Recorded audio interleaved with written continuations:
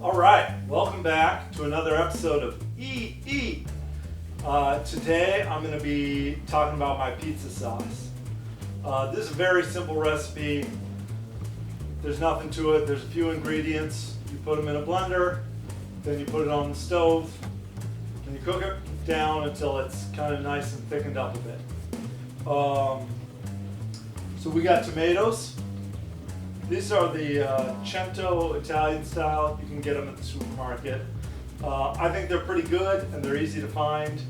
In my neighborhood, sometimes it's hard to get like San Marzanos, the fancy stuff.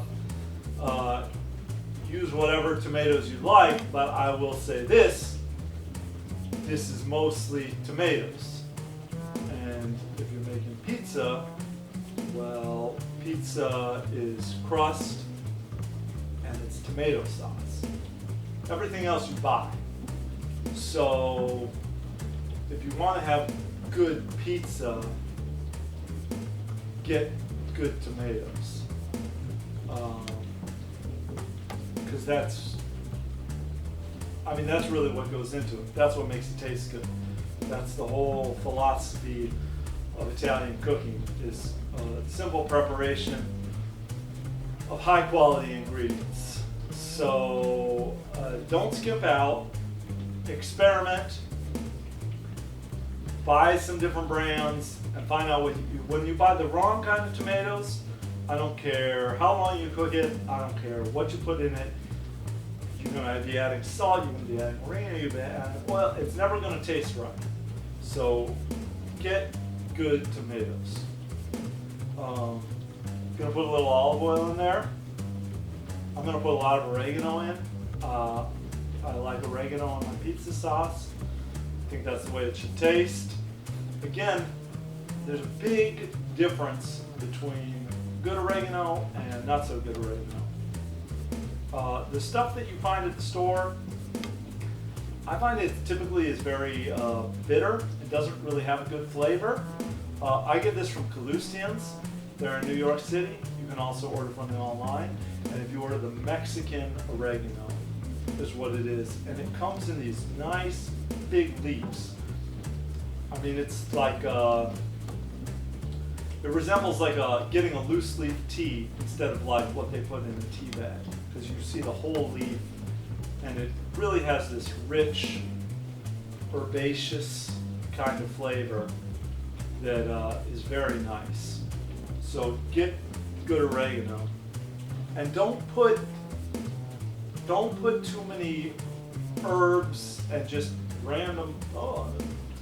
I've seen people put I got marjoram, I got dried basil, just good ingredients speak for themselves. Don't muddle it, don't put weird stuff in.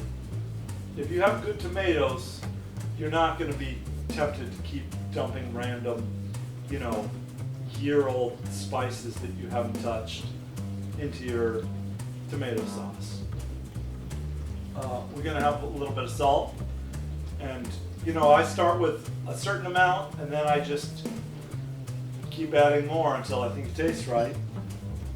And then the last thing that I do is I put a little bit of baking soda in just a pinch to cut the acidity, because I like a really smooth, rich, mellow sauce for my pizza. Because my pizza's, it's big and thick and it's hearty, and I am not going for a bright kind of sauce with a really fruit-forward kind of thing like maybe you'd have on a Neapolitan pizza, that you just want it to be, like not even cooked before it goes into the oven or something. I'm going for a thicker, richer thing, and I like to cut some of the acidity. I think it blends well with my crust. My dad wouldn't approve of that, but I actually learned that from my brother, who was looking for a sauce that was more mellow like that, and I tried it and now I do it. So those are our ingredients.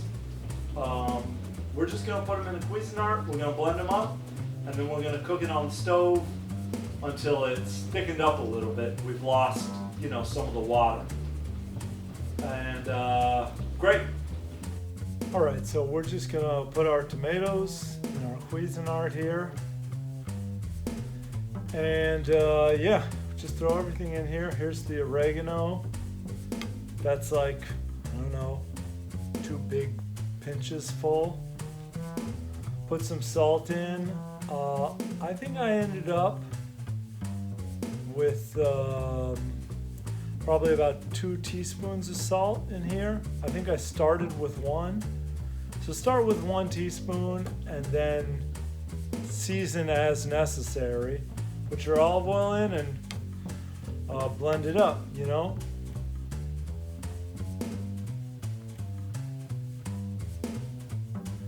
You want to stop and you want to check for chunks of tomatoes. I like to get it all smooth, and so you just want to see if there's any in there, find them, and keep going until it's all blended up smoothly.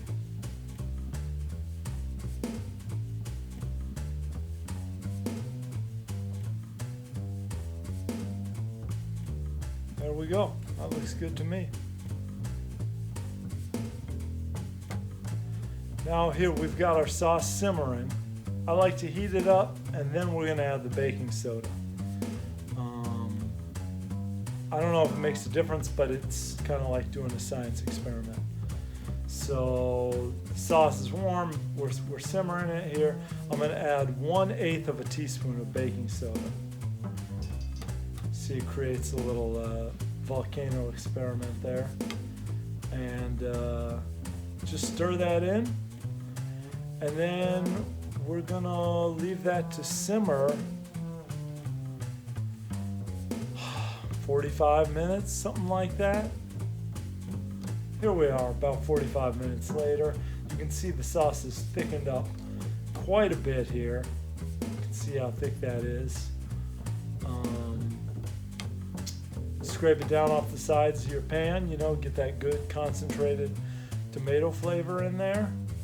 And that's it. It's even going to thicken up a little bit more as it cools. I usually make the sauce in advance.